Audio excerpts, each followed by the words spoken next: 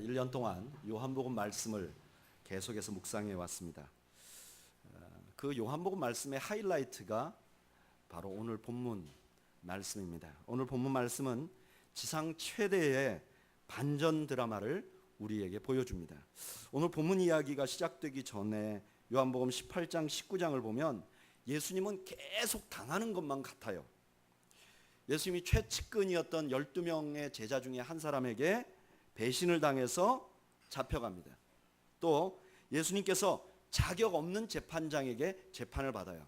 너무나 많은 사람들이 간과하는 부분인데 오늘 본문에 보면 요한복음 18장 12절에서 13절에 보면 예수님을 재판하는 사람은 안나스라는 사람이 재판을 합니다. 근데 이 사람은 대제사장이 아니라 직전 대제사장이고 현재 대제사장의 장이에요. 쉽게 말하면 실제 그럴 일을 할 수 있는 권한은 없는데 권력은 가진 사람에게 재판을 받는 거죠. 그러니까 이 재판 자체가 잘못된 재판에 의해서 예수님께서 그 십자가형을 언도받는 거예요. 뿐만 아니라 가만히 본문을 보면 대적들의 올무, 예수님을 죽이려고 하는 그런 대적들의 올무에 사로잡혀서 예수님이 십자가형을 받는 것을 알 수가 있어요. 오늘 본문에 보면 유대인들이 예수님 앞에 나와서 이렇게 말해요. 빌라도 앞에 나와서 이렇게 말해요. 우리는 사람을 죽일 만한 권한이 없습니다. 그러니까 당신이 이 예수를 심판해 주십시오. 이렇게 말합니다. 근데 이 말은 사실이기도 하고 사실이 아니기도 해요. 원칙적으로는 사실이에요. 로마 정부가 그 주변에 있는 나라들을 다 이렇게 정복하잖아요.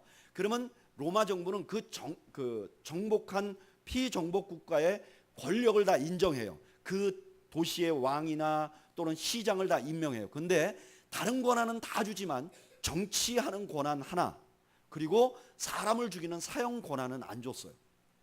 그러니까 로마가 다스리는 모든 도시국가에서 사형을 집행할 수 있는 권한이 있는 피정복 국가는 없었어요. 여기도 마찬가지예요.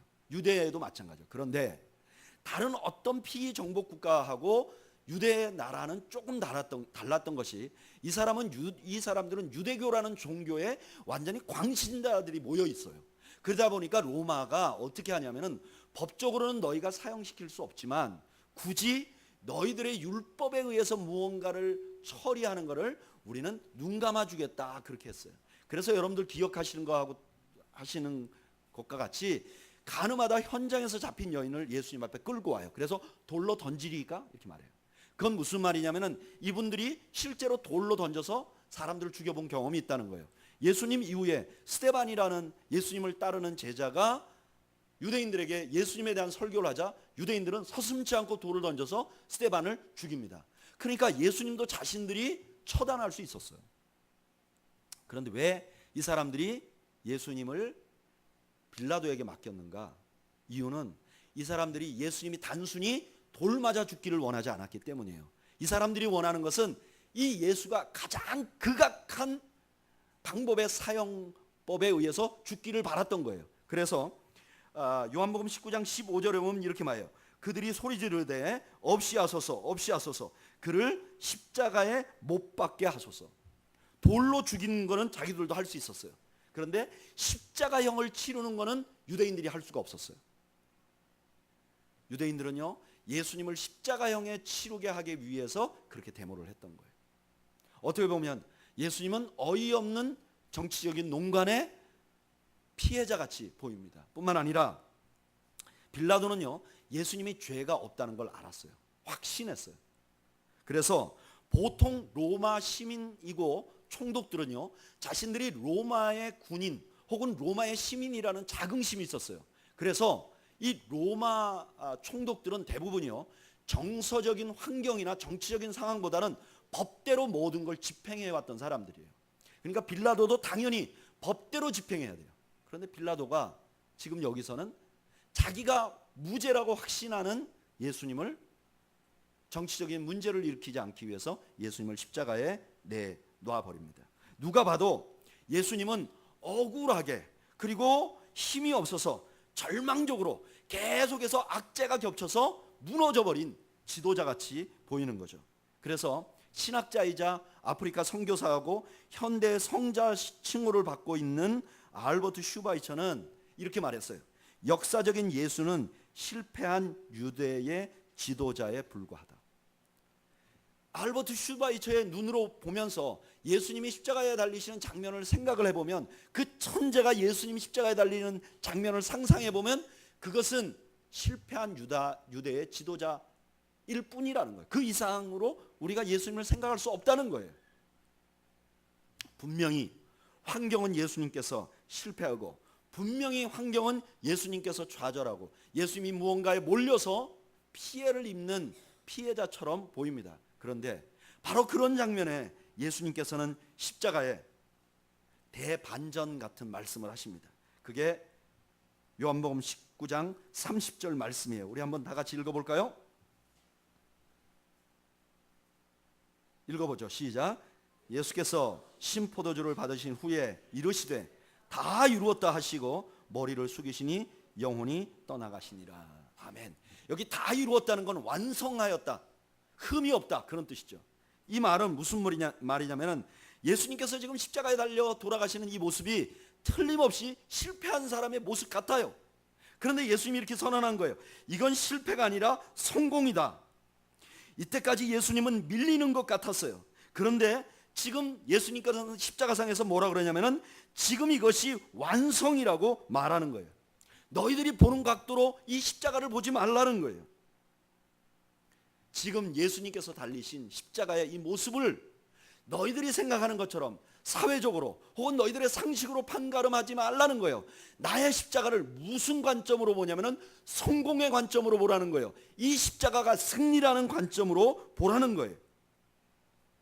만약에 지금 예수님의 십자가 사건을 이 예수님께서 십자가상에서 마지막으로 하신 다 이루었다는 관점으로 보면 십자가는 우리에게 크게 두 가지 모습으로 우리에게 보여집니다. 첫째는 무엇이냐? 저를 따라 하시죠. 다 이루기까지 참으신 예수님의 사랑을 봅니다. 우리 28절 한번 읽어볼까요? 읽어보죠. 시작. 그 후에 예수께서 모든 일이 이미 이루어진 줄 아시고. 아멘. 지금 예수님께서 모든 일이 다 이루어진 걸 알았다, 이 말은 예수님이 지금까지 무언가를 해오셨는데 이제 어떻게 했다는 거예요? 다 그걸 이루셨다는 거예요. 예수님이 십자가에 죽으신 이유는 힘이 없어서 죽으신 것도 아니고 정치적으로 몰려서 죽은 것도 아니고 무언가 예수님이 계속해서 이루어 오셨는데 그 이루신 걸 완성해 가는 상황이라고 하는 것을 우리에게 알려주는 것이죠. 그러면 예수님께서는 왜 십자가에 이렇게 달려 죽으셨는가? 베드로전서 2장 24절이 설명을 해주죠. 한번 읽어볼까요? 베드로전서 2장 24절.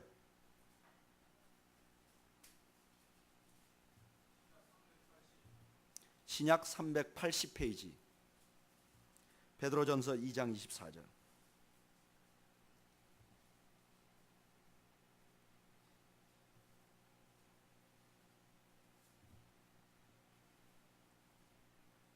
읽어보죠. 시작. 친히 나무에 달려 그 몸으로 우리 죄를 담당하셨으니 이는 우리로 죄에 대하여 죽고 의에 대하여 살게 하려 하심이라. 그가 채찍에 맞음으로 너희는 나음을 얻었나니. 아멘. 예수님께서 왜 그렇게 십자가에서 계속해서 고통을 당하고 어이없는 상황으로 계속 몰려가셨는가? 그 이유는 힘이 없거나 지혜가 없거나 혹은 운이 나빠서가 아니고 예수님께서 우리를 구원하시려고 그걸 참아 나오셨다는 거예요. 그런 관점에서 십자가를 보아야 한다는 거예요. 만약에 예수님께서 너무 힘들어서 흰 타월을 던져버리면 예수님은 그래도 그대로 하나님의 아들로 남아 있어요. 예수님이 너무나 분통이 터져서 이렇게 자기를 모함하는 사람들이 분통이 터져서 도저히 참을 수 없다 하고 그 자기를 죽이는 사람을 다 죽여버리면 예수님은 그래도 예수님이셨어요. 제2위 하나님이셨어요. 또한 예수님이 고통이 너무 참기 어려워서 하늘로 그냥 승천해버리셨으면 그래도 예수님은 하나님이세요. 그러나 그렇게 하시면 우리의 구원을 이룰 수가 없는 거예요. 다시 말하면 예수님이 십자가에 참고 또 참으신 것은 바로 우리를 향한 사랑 때문에 참고 또 참으신 것이죠. 그래서 우리가 십자가에 귀를 기울여서 십자가의 음성을 들어보면 십자가는 우리에게 이렇게 말해요. 나는 억울해도 괜찮아.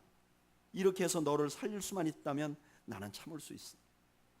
나는 화가 나도 괜찮아. 이렇게 해서라도 너를 살릴 수만 있다면 나는 참을 수 있어. 나는 초라해져도 괜찮아.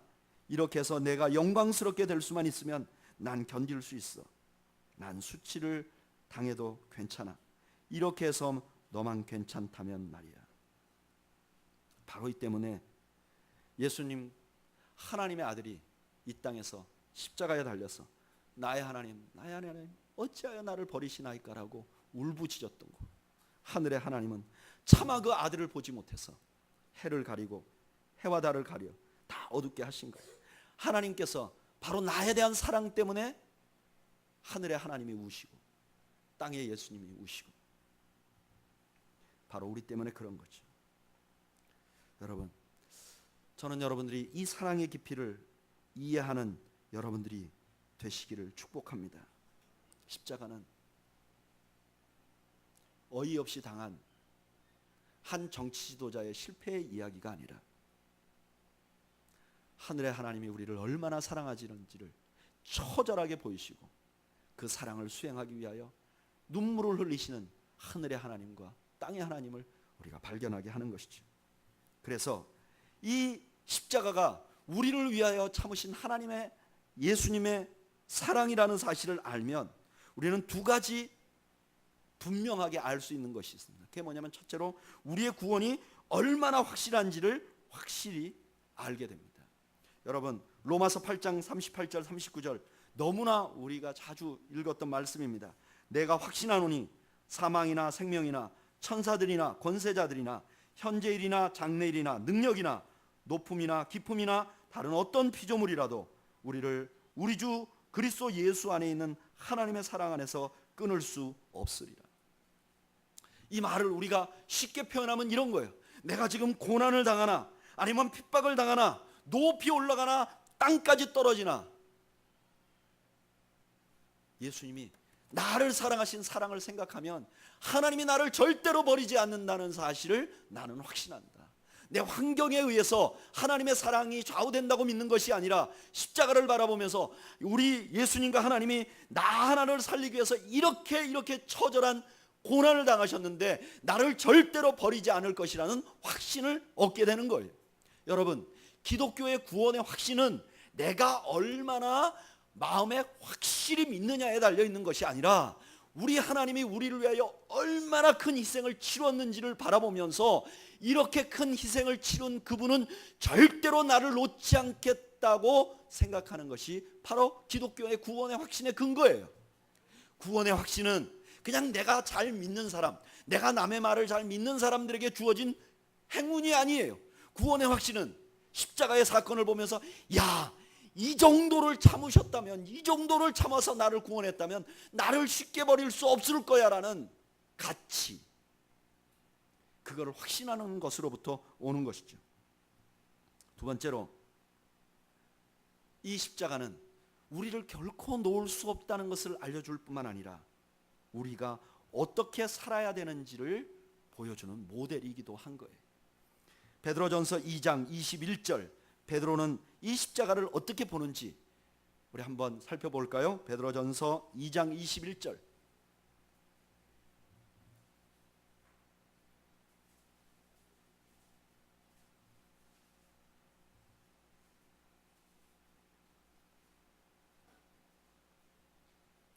베드로전서 2장 21절 한번 다 같이 읽겠습니다. 시작. 이를 위하여 너희가 부르심을 받았으니 그리스도도 너희를 위하여 고난을 받으사 너희에게 본을 끼쳐 그 자취를 따라오게 하려 하셨느니라. 아멘. 그 예수님의 십자가를 안 사람은, 내가 십자가를 안다고 하면 그 사람은 반드시 그 십자가가 나의 삶의 틀이 돼야 된다는 거예요.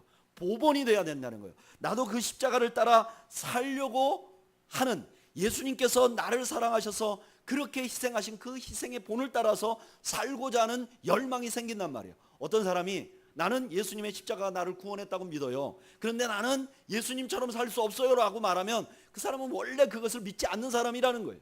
그래서 역사상 너무나 많은 크리스찬들은요, 사람들이 이해할 수 없는 희생을 가지고 예수님을 따라갔어요.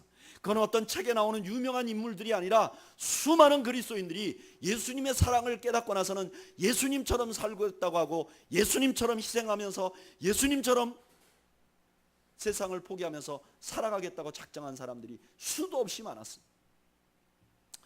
전 세계에 가장 많은 선교사들을 보내고 가장 많은 선교를 했던 선교 단체 중에 하나가 웩이라는 선교 단체예요. 웩.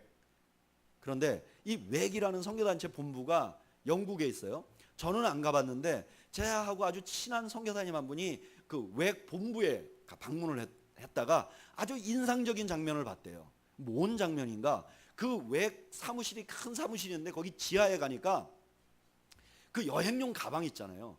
그 여행용 가방들이 쫙 있더래요. 그래서 이분이 너무 궁금해서, 아니 이 안에 왜 선교단체 그 지하에 이 여행용 가방이 이렇게 많습니까?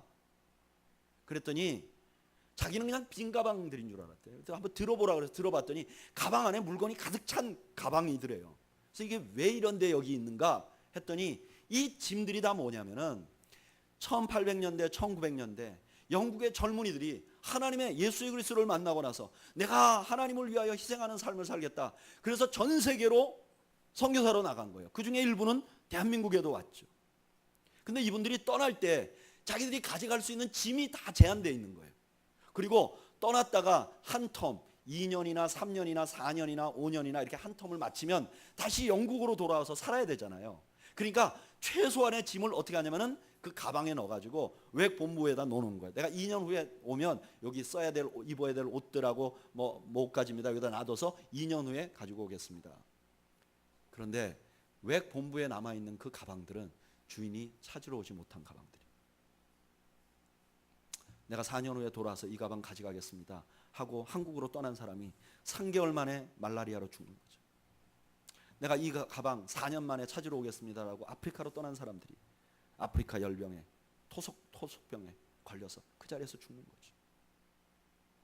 심지어 어떤 분들은 선교지로 가다가 가는 도중에 죽은 사람들도 굉장히 많습니다.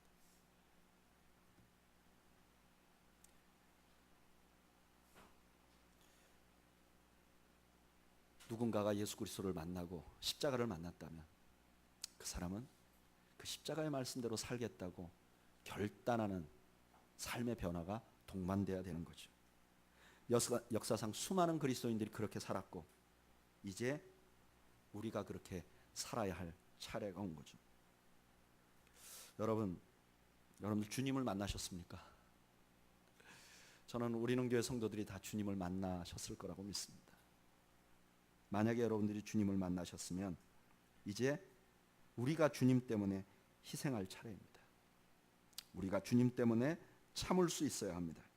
우리가 주님 때문에 손해볼 수 있어야 합니다. 우리가 주님 때문에 나의 소중한 것을 희생하면서도 기뻐할 수 있어야 합니다. 십자가는 우리 주님께서 우리를 얼마나 사랑하셨는지를 보여주는 표징이고 또한 우리가 어떻게 살아야 하는가를 보여주는 표징입니다. 저는 우리는 교회 성도들이 모두 이 십자가의 길을 따라가는 축복이 있기를 주님의 이름으로 축원합니다. 두 번째로 이 십자가의 길이 만약에 진정한 완성이었다면 저를 따라 하시죠. 한치의 오차도 없이 진행된 하나님의 섭리를 봅니다. 언뜻 보면요 엉망진창인 것 같아요. 막 예수님이 갑자기 그냥 기도하는데 그냥 그 유다가 데리고 온 사람들이 막 잡아가는데 막 베드로가 칼 들어서 막 싸우는데 싸우다가 예수님한테 혼나고 막 끌려가가지고 그냥 가짜 재판관이 막 재판해가지고 우르르 해가지고 오후에 그냥 이미 십자가에 달려버린, 어떻게 보면 너무나 아수라장 같은 이런 사건인데, 이런 사건을 이걸 완성이라는 관점에서 보면 이것은 철저하게 하나님께서 만들어 가시는 섭리라는 것을 알게 된다는 거예요. 하나도 우연히 이루어진 것은 없단 말이에요. 요한은 우리가 이 십자가 사건을 그렇게 보기를 원하는 거예요.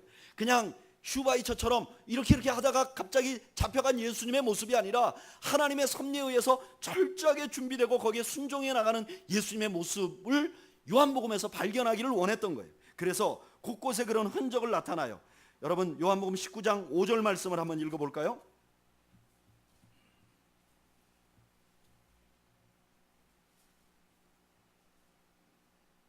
읽어보죠. 요한복음 19장 5절 읽어보죠. 시작. 이에 예수께서 과시관을 쓰고 자색 옷을 입고 나오시니 빌라도가 그들에게 말하되 보라 이 사람이로다 하매. 이 장면을 생각해 보면 그냥 평범한 장면이에요. 예수님이 왔어요. 근데 예수님에게 가시관을 씌워지고 자색 옷을 입혔어요. 그리고 빌라도가 말해요. 이 사람이다. 이 사람이다. 이게 아무것도 아닌 것 같은데 이 장면을 읽는 유대인들에게는 이건 굉장히 특별한 상상을 하도록 만드는 말이에요. 이 사람이라는 이 말이 어째서 그런가? 여러분 스가랴서 6장 12절 말씀 한번 읽어볼까요? 구약성경 스가랴서 6장 12절 몇 페이지죠? 1318페이지 스가랴서 6장 12절.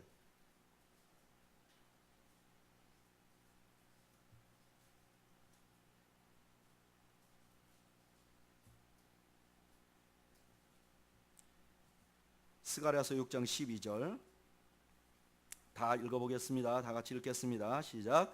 은과 금을 받아 11절입니까 그럼? 네, 그럼 11절부터 읽겠습니다. 시작.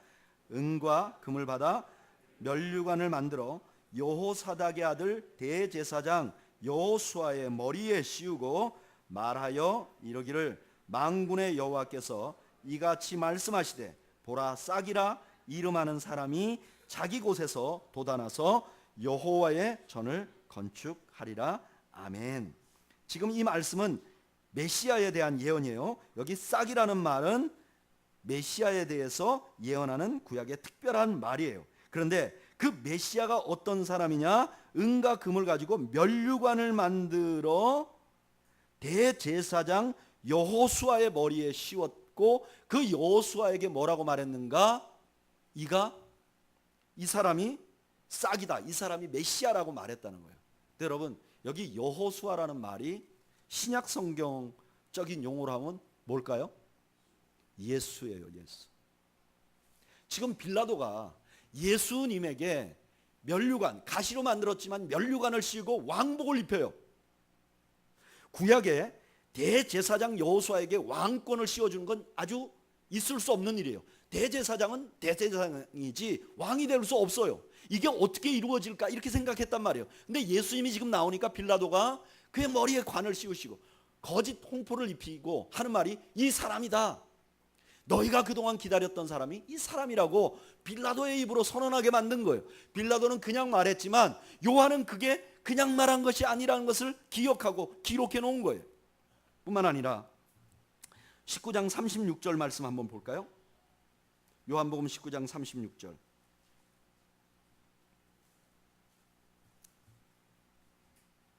읽어보죠. 시작.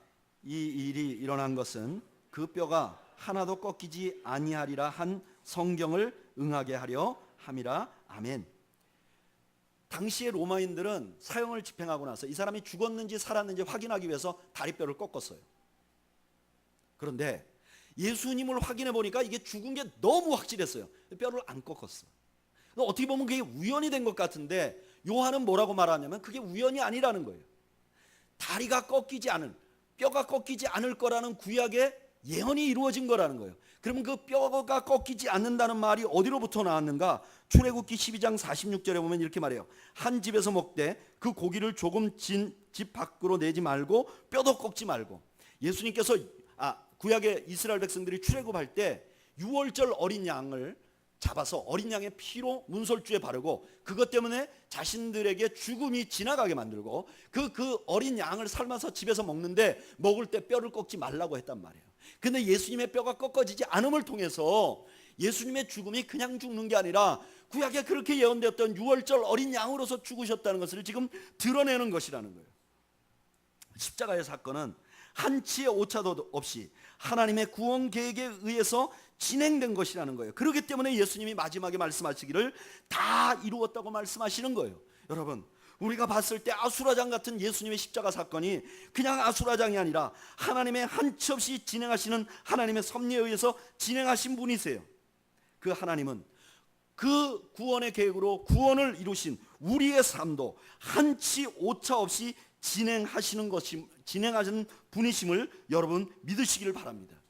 만약에 십자가 사건이 그냥 이루어진 사건이 아니라 철저하게 하나님 섭리에 의해서 이루어진 사건이라면 우리는 그것을 보면서 내 삶에 일어나는 엉망진창 같은 일도 그냥 이루어진 것이 아니라는 사실을 배울 수 있는 거예요. 여러분, 우리가 인생을 살다 보면 때때로 왜 이런 일이 일어나는지 이해할 수 없는 일을 겪을 때가 있어요. 갑작스러운 불행이 생길 때도 있고 원치 않는 질병이 생길 때도 있고 왜 나에게 이런 일이 일어나는가? 왜라고 말할 수밖에 없는, 정말 나는 왜 재수가 없는가? 왜 나에겐 이런 일이 있는가? 나보다도 악하게 살아가는 사람들 잘 사는데 왜 하필이면 난가? 하는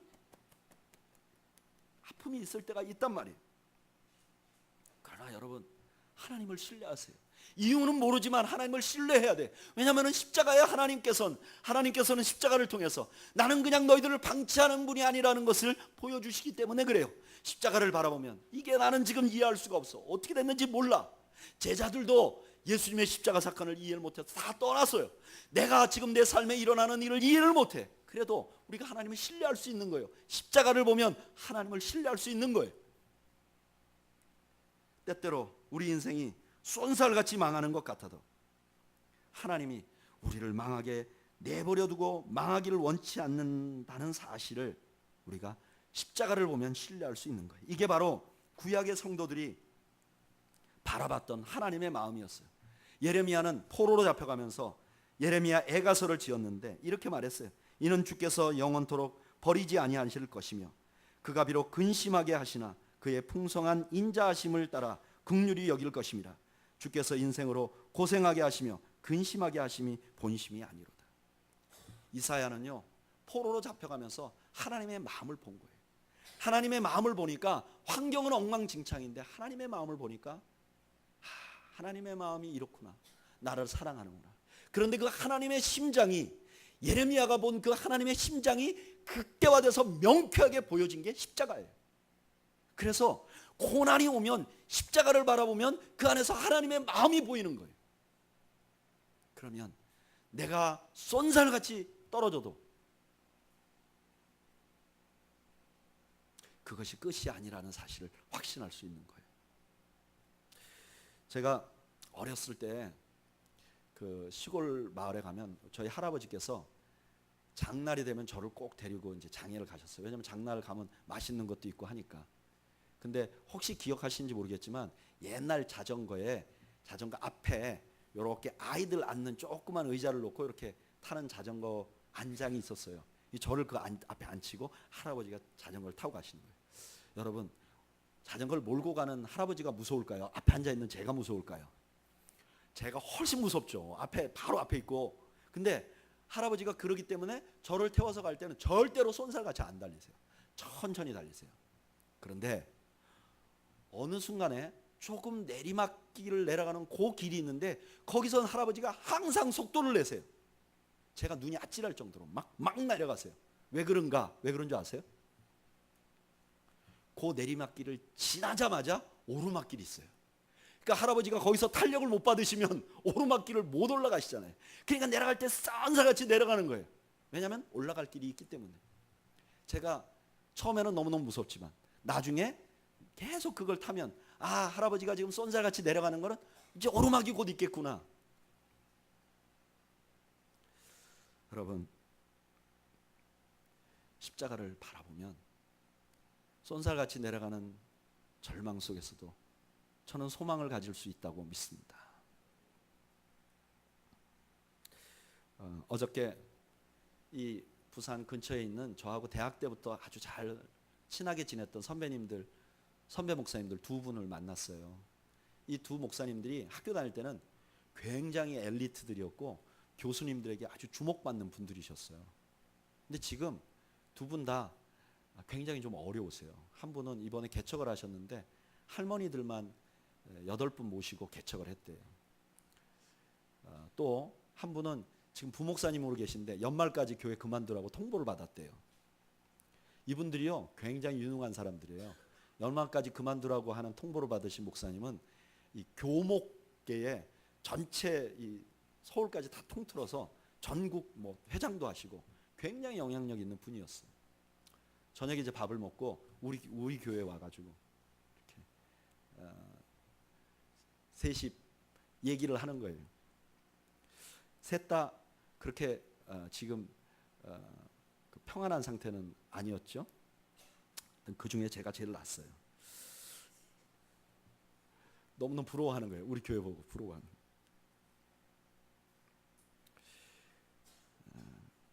근데 한참 이런저런 얘기하면서 저희들 셋에 확신이 있었어요. 그게 뭐냐면은 아무리 내려가도 우리는 하나님 신뢰하는 건 놓지 않는다.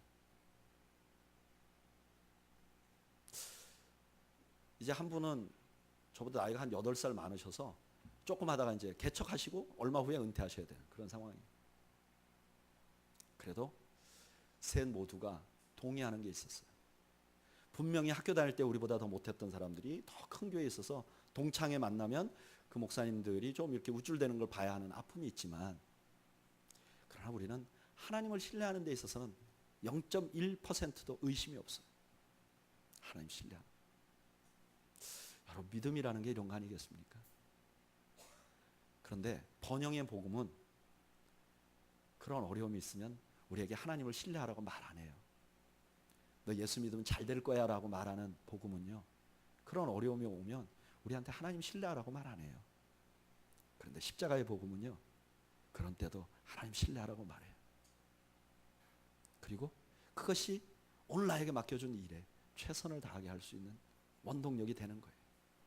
여러분, 우리가 이해되지 않는 일이 있어도 하나님 신뢰하는 여러분들이 되시기를 축복합니다. 십자가 보세요. 그냥 신뢰하는 거예요. 또 하나, 하나님께서는 악이라도 사용해서 그 뜻을 이루시는 분이세요. 오늘 본문에 예수님께서 십자가에 달리시는 모습을 보면 너무나 악한 것이 이기는 것 같잖아요. 그런데 요한은 그렇게 보지 말라고 말해요. 여러분, 유다가 예수님을 배반해요. 그런데 그 예수님을 배반하는 그 다음에 뭘 기록했느냐? 요한복음 13장 31절에 이렇게 말해요. 그가 나간 후에 예수께서 이르시되 지금 인자가 영광을 이제 인자가 영광을 받아야 하고 또 영광을 받을 것이다 라고 말해요. 왜 요한은 의도적으로 이 말씀을 기록해 놓았는가? 이유는 지금 예수님께서 당하는 십자가의 이 아픔, 이 고통, 이 모든 것이 그냥 망하는 길이 아니라 이것이 바로 예수님을 영광스럽게 만들 길이라는 것을 잊지 말라고 말하는 거예요. 유다는 악을 행했는데 하나님은 그 악한 일을 예수님의 십자가가 영광이라는 것을 보여주는 사인으로 사용한 거예요. 뿐만 아니라 유대인들의 증오가 예수님을 십자가에 못 박았어요. 예수님이 그냥 죽을 수도 있는데 굳이 십자가에 못 박았어요. 왜 그렇게 했는가? 요한복음 3장 14절에 이렇게 말해요. 모세가 광야에서 뱀을 든 것 같이 인자도 들려야 하리니. 모세가 광야에서 뱀을 들어서 그 뱀을 보고 사람들이 살아난 것처럼 하나님께서 인자도 장대에 달아야 되는 거예요. 근데 유대인들의 실력으로는 돌을 던져서 죽일 수밖에 없어요. 그래서 이 사람들이 악하게 생각하는 게 십자가에 못 박으려고 했는데 그 십자가에 못 박으려고 했는 그 악함을 사용해서 하나님은 우리 죄를 용서하시는 도구로 사용하셨다는 거예요. 여러분, 하나님은 이런 분이세요. 하나님은 심지어 악한 일조차도 하나님께서 선으로 만드실 수 있는 분이세요. 남아프리카에 프로테아라는 나무가 있대요. 프로테아. 이 나무는요 굉장히 특이한 나무인데 어떤 특이한 나무냐면 자기 씨를 전파할 능력이 없는 나무래요. 이 나무가 그러니까 다른 나무들은 왜 꽃이 피면 꽃이 뭐 날아가서 다른 수술 암술해 가지고 이게 나무가 생기고 아니면 열매가 맺고 하는데 이 나무는 그럴 능력이 하나도 없는 나무예요. 그냥 가만히 있는 나무예요. 그래서 이 나무는 번식이 안 된대요. 그런데도 불구하고 이 프로테아라는 나무는 그 남아프리카에 상당히 많은 곳에 이 프로테아라는 나무가 있대요. 도대체 어떻게 해서 이 나무가 이렇게 있는가 보니까요, 이 나무는요 산불이 나면 그 열기가 확 오면 그때 열매가 탁 하고 터져갖고 떨어지면 떨어졌다 꽂혔다 하면 이건 살아나는 거예요. 그러니까 이 나무는 산불에 의해서 번식되는 거예요. 다른 나무들에게 산불은 다 죽는 거였어요. 악한 것이었어요. 그런데 프로테아에게는 산불을 통해서 번식하는 거예요. 하나님께서는 가장 악한 것을 통하여서도 선을 이루어내실 수 있는 하나님이세요. 그래서 어거스틴은 이렇게 말했어요. 하나님께서는 악한 인간의 의지를 통하여 자신의 의로우신 의지를 성취시킨다. 그 대표적인 사람이 요셉이잖아요. 요셉이 형들이 악해서 그를 죽이려고 했지만 하나님께서는 그것을 선으로 바꾸셨다. 여러분, 하나님의 이런 능력은요 지금도 너무 많아요.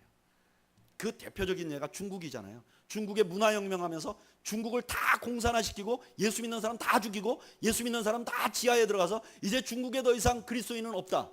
그런데 중국의 그리스도인들이 지하로 들어가서 중국이 개방됐을 때 1억 명의 크리스천들이 있었다고 증언하는 사람들도 있잖아요. 여러분, 이런 일은 우리의 삶에서도 일어나요.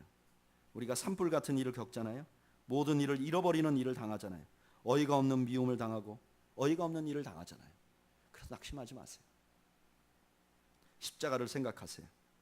그리고 그런 일을 당하면 당할수록 더 하나님께 올려드리고 하나님 붙드세요.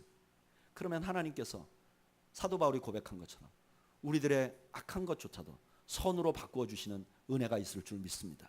그런데 그게 우리 인간적인 계산에 악한 데서 선으로 바뀌지 않는다 할지라도 내가 어려운 일을 당하고 고난을 당하고 이해될 수 없는 불행을 당할 때도 예수님 앞으로 십자가 앞으로 가다 보면 내 환경은 변하지 않아도 나도 모르는 사이에 내가 십자가의 예수님 닮는 은혜가 있는 줄로 믿습니다. 제가 컴패션 요즘 하면서 그 목사님들 많이 만나보잖아요. 그런데 목사님들을 만나보니까 교회의 사이즈와 전혀 상관없이 자기들이 겪는 어려움이 있는데 그 어려움을 가지고 주님 십자가 앞에 선 사람들은 그 고난을 통해서 그분들의 인격 속에서 예수님의 향기가 나오고, 반대로 그 고난 가운데서 내게 왜 이런 일이 생기는가, 나를 고난스럽게 하는 사람들을 미워하고 증오하는 사람들은 가까이 가면 향기가 나지 않는다는 것을 발견하게 돼요. 여러분, 하나님을 신뢰하세요. 십자가를 바라보고 하나님을 신뢰하세요. 어떤 어려움이 있어도 하나님 신뢰하고 예수님처럼 십자가 앞으로 하나님 앞으로 나가세요. 그러면 나도 모르는 사이에 내가 예수님 닮는 은혜가 있을 줄로 믿습니다. 저는 우리는 교회 성도들은 적어도 우리들만은 십자가를 패배가 아니라 승리로 볼 수 있는 여러분들이 되시길 바랍니다. 또한 내 삶에 있는 십자가 같은 모든 사건들도 그냥 버려진 순간이 아니라 다 이루신 십자가와 같은 사건이라는 사실을 확신하고 하나님과 더 가까워지는 여러분들이 되시기를 주님의 이름으로 축원드립니다. 우리 한번 기도